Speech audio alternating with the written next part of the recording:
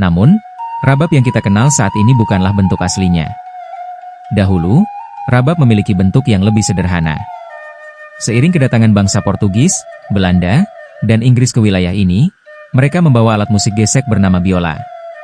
Bentuk rabab kemudian menyesuaikan, terutama pada bagian badannya. Meski demikian, cara memainkannya tetap khas, tidak diletakkan di pundak seperti biola, melainkan di bawah, dan dimainkan sambil duduk bersila. Ini mencerminkan khazanah budaya pertunjukan Minangkabau yang bersifat akrab, hikmat, dan membumi. Di Sumatera Barat, rabab berkembang dalam 3 ragam utama, rabab Darek, rabab Piaman, dan rabab Pasisia.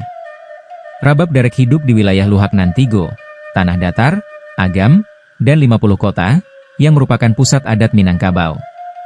Sementara rabab Piaman dan Pasisia tumbuh subur di kawasan pesisir barat, seperti Padang Pariaman dan pesisir selatan. Dari ketiganya, rabab Pasisia adalah yang paling populer dan diminati. Gaya permainannya lebih ekspresif, alat musiknya menyerupai biola modern, dan irama yang dihasilkan sangat variatif. Rabab ini kerap dikombinasikan dengan alat musik lain seperti saluang, gendang, bahkan orgen.